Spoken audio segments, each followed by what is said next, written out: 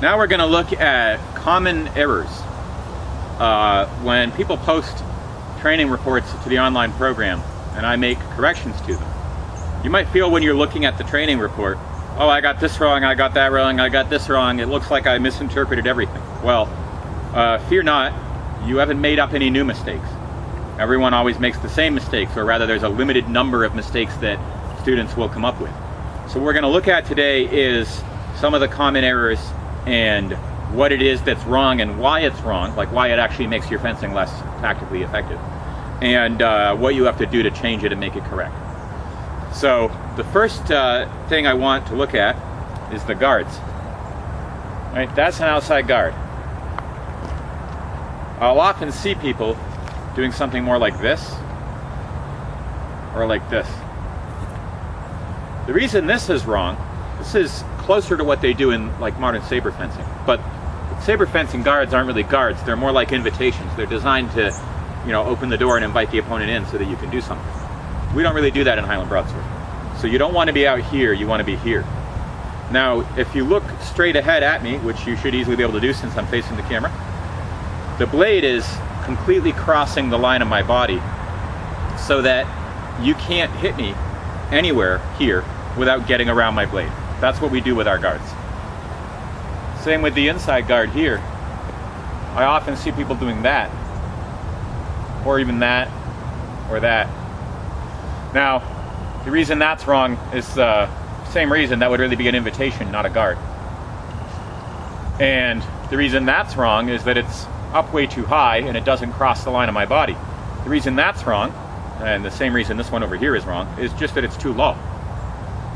You need to have the blade in front of your body so that the opponent can't hit you without coming around you.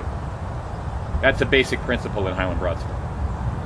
Now, the other reason that this is wrong is that when people are changing from the outside to the inside guard, they will frequently change by making a big movement here.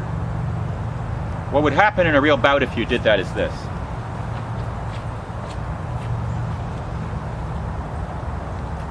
Matt and I are facing off in an outside guard, and he goes to an inside guard, but he does it with that big movement at the elbow. It's very easy for me to hit him there because he's making such a large movement. It's almost asking me to make what's called a timing attack. From an inside guard, if he moves his whole arm like that,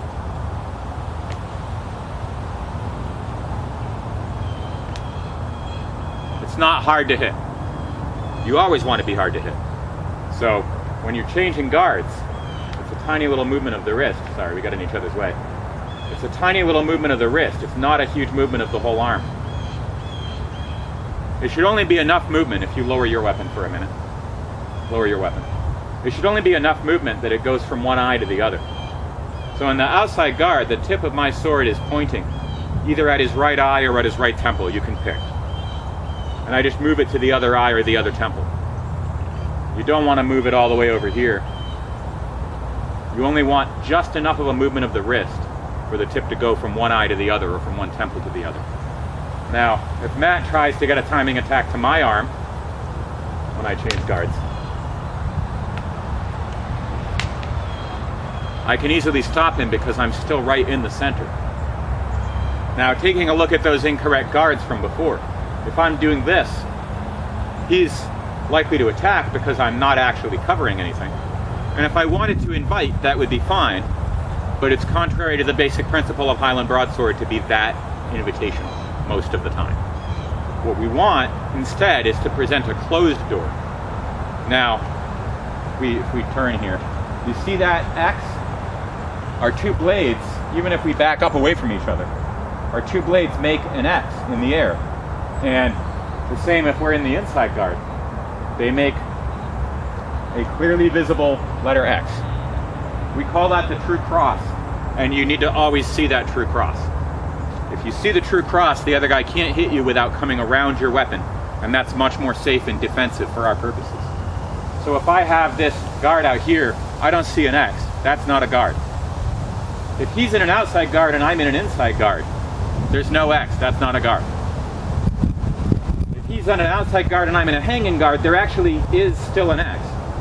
So even though it's possibly not the most comfortable guard from this position, that actually is a guard. If we're both in an outside guard, that's a guard. If he's in an inside guard and I'm in an inside guard, that's a guard. There's an X, he has to come around me to hit me. If he's in an inside guard and I'm in a hanging guard, there's an X, he has to come around me to hit me. So I've sometimes tried to explain this concept by saying, Matt, if you take a correct outside guard and face the camera, that the halfway point of your sword should line up with the center line of your own body. And that is the case. Right there is about halfway up his sword, and right there is his center line. So they line up. But I found that it's a little difficult for people to understand the concept if I explain it that way. And I've had people ask me, well, what's more important for me to have the center line up with the midway point of my sword or something else? I can't remember what. Neither one is most important. Those are just little things you can check to make sure you're doing it correctly. The most important thing is that the opponent has to go around you to hit you. That's the most important thing. So you'll see some people do this, constantly shifting the weight back and forth between their 2 feet. That makes sense in some styles of martial art. I think you see kickboxers doing it, although I don't know enough about kickboxing to say for sure. But it doesn't make any sense at all in Highland Broadsword. Why? Because you don't ever want the weight to be on your front foot in Highland Broadsword. So if you don't ever want the weight to be on your front foot, there isn't any reason why you would be putting the weight back and forth between your front and rear foot. Why don't you ever want the weight to be on your front foot? Because this will happen.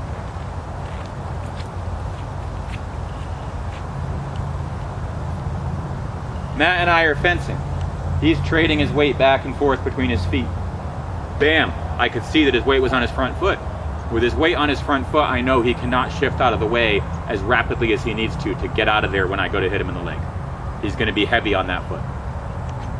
What you want is for the front foot to always be light. The front foot's always light. You can easily shift out of the way and get your shifting counter. Now, later on in the system, when you get up to level 3 and above and you're using double weapons, there are going to be circumstances where you use one of these older, more medieval guards and your left foot is forward. Your weight is on your front foot in that guard, and your back foot is light. And that's because when you're trying to pass forward to attack an opponent, you need the back foot light so that you're able to do so. But when you're using the regimental style and your sword hand is your lead, is the same side as your lead foot, you want that foot to always be light so you don't ever shift the weight back and forth in between them. You also definitely don't do this. You definitely don't stand there with an overtly heavy front foot. Not except as a trick. Some people are actually so good at the shift that they will do that just to get you to attack their leg, and then they'll shift anyway.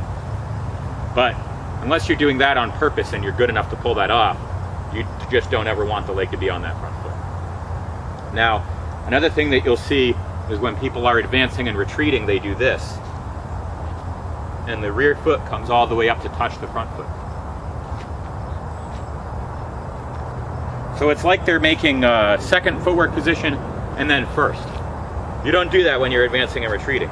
You keep them at the same distance so that you stay in second position, whether you're advancing or retreating. Now, if you shift, he comes to attack me. And I shift to he comes to attack me and I shift to parry. And then I decide that I want to keep moving backwards, I don't want to move forward. I can recover backward to a second position. And if that kept happening and he kept attacking and I kept backing up, it'll look like I'm just walking backwards. So in that case, the footwork would look like this. First, second, first, second. Because I'm choosing to bide my time and continue moving back. And I'm taking first position when I parry, and then I'm recovering backward into second. So in that scenario, the feet do come together, but that's different than just doing a retreat. When you're just doing a retreat, you don't do that.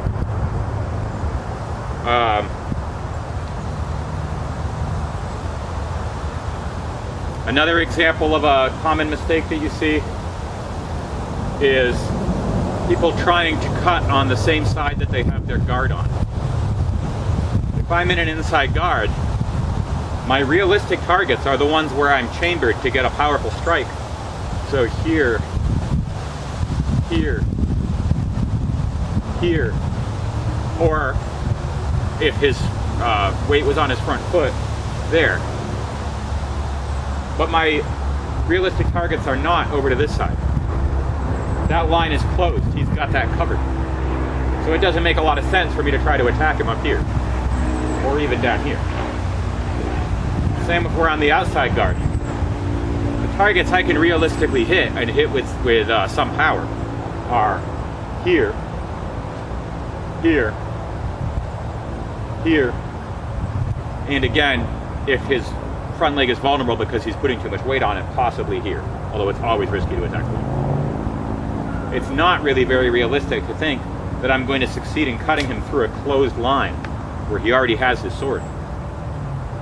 Are there exceptions to this? Well, there's an exception to everything. There's circumstances where I might suddenly decide to attack through a closed line because I have a reason to think I can get away with it. But it shouldn't be your go-to move. If you're in the on-guard position and your weapons are crossed, you need to attack around his weapon and get to the other side. That's the only way you're realistically going to hit him. And a lot of the techniques in the system, in fact, the fact that we have these guards that are right in front of the body, is designed to control where the opponent's likely to attack, because he has to come around you. He realistically can't get through you. The tip has to be extended towards the opponent and presenting a threat. You don't want to withdraw it like that. Again, there's no X if you do that. I'm not seeing that cross between us right now. And also, it's a very weak position. He can bash right through that. There's no closed guard there. There's no closed line there. So, some people will hold their outside guard with the tip pulled back. Some people will hold their inside guard with the tip pulled back. And you'll also sometimes see a hanging guard with the tip pulled back. There are correct versions of the hanging guard where the tip is pulled back like this. That's different, and you're not doing it at level 1 anyway. A level 1 hanging guard in our core curriculum, it needs to be extended like that. That brings up actually some of the common errors with the hanging guard. If the person's hanging guard is too low, I can do that all day long. And you see people do that. Hanging guard is very tiring. You get very sick of standing there in the hanging guard. Well, too bad. Get it up there. Because if you don't get it up there, I will snipe at it from below, and I will succeed in doing that. They have, in some saber styles, they have a version of, they don't call it the hanging guard, but they have a similar guard, but it's held lower. If you look at any old saber manual, they'll say, this guard isn't really used anymore because you keep getting timed in the arm. Yeah, of course you do. It's not high enough, according to Highland Broadsword. You need it to be high enough that I cannot easily just snipe at your arm. Here's another common error. Distorting your upper body in a desperate attempt to land a hit. So, if I make my cut and I twist to try to get myself that little bit of extra distance and reach it. There are actually some people who are so much in command of their own body that they can consistently pull off something like that. Unless you have years of dance training, that's probably not you. You do not want to twist around to try to get a hit because it exposes vulnerabilities you don't need to expose. It also disrupts your structure, makes it very difficult for you to get back out of there if you have to. You want to keep your upper body completely upright. And you can go ahead and parry that. See, my body didn't move, just my sword and my sword arm. The other thing you'll see besides twisting around is ducking in. Like again, there's this instinct to try to just get a little bit closer. It does not help. If you duck in, you'll get hit in the head. And students who can't get over the habit of ducking their heads in on the way in, you can shift back and just hit them in the head all day long. So again, you want to keep that upper body completely upright. See how he did like that long before I get any clear. And especially if he shifts back. Doesn't work. Another one, non-standard footwork. This is common of two types of student. One is students that have done a lot of backyard sparring but don't have a lot of formal training. And the other one is students that do have a lot of formal training but in a system with a different type of footwork. So with the students that have a lot of backyard sparring experience but not a lot of formal training, what you tend to see is this kind of footwork.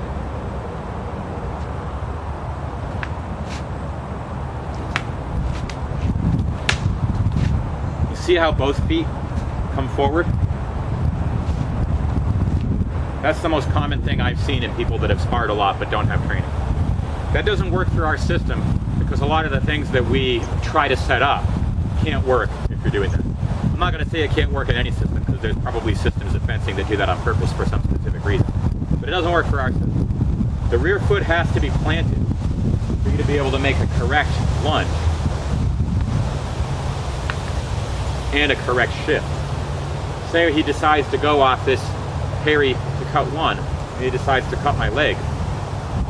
I have to be able to get my shifting counter, and that will not happen if that foot isn't planted solidly on the ground. So if I did the initial attack this way, I can't get away in time. At least I can't count on getting away in time. You'll also see lunging way up on the ball of the foot. That also does not work for the same reason. It's not solid, and it does not set you up to be in a good position to get out of there. He comes back. I have to lower my weight before I can even start shifting. Again, it doesn't work. What you are more commonly going to see from students that have got a lot of training but in a different system is that they consciously or unconsciously mix in the footwork from their other system with ours, and so they apply our techniques but not using our footwork. That may or may not work, because if they have enough experience they might be able to make it work. But it's not Highland Broadsword. So one example would be, let's say we have the lift and pommel. That is supposed to make a cut 7, and I'm supposed to step straight in, parry on a St. George, lift, and pommel. Now, instead of that, you might see some variation, like the student tries to go this way, because he's been told by an instructor at some point that you always want to go off the line of force and you don't want to come in a linear fashion. Do you see what just happened though? I'm not in a position to do the lift and pommel, because his cut just went right down through my blade. I got a successful parry, but there's no chance of doing a lift and pommel from there. Let's see that again. So if you don't use the footwork as designed in our system, you can't do the things our system is designed to do. Another example would be Turkish disarm. What's supposed to happen is he's supposed to cut. I step again straight towards him, and then I complete the technique by stepping around with my left foot. But if I try to make that initial cut with a sideways movement, I'm actually too far away to get the bind without stretching. It's not going to work, and then the student is going to come and say, well, I tried the Turkish disarm and it didn't work. You actually didn't try the Turkish disarm, because in the Turkish disarm you have to step straight forward for that parry. So like with any other martial arts system, all the ingredients are there for a reason. And it's not that some of these same tactics couldn't be used with a different system of footwork or a different way of doing guards. They could, and they are. You'll frequently see the same tactics in different systems. But they have to be applied differently when you use them with a different underlying system of footwork and guards and cuts, etc., etc. So if you want to learn how to do them in Highland Broadsword, you have to do them with the actual guards and cuts and footwork that is correct for Highland Broadsword. And that means learning it without any variation from the way it's been shown. There will come a point where you'll understand how to do it correctly so well that you'll see when you can vary it and how you can vary it. And in fact, there's a million ways you can vary anything. At that point, variation is appropriate. But varying it right at the beginning when you're first learning it on the idea that maybe it shouldn't be done in a rigid way, maybe there should be some fluidity. Not at first there should. At first you should just do it exactly the way it's shown. If you do that, it'll work. And then later on, there will be an opportunity for you to put more fluidity into it. That's it for now.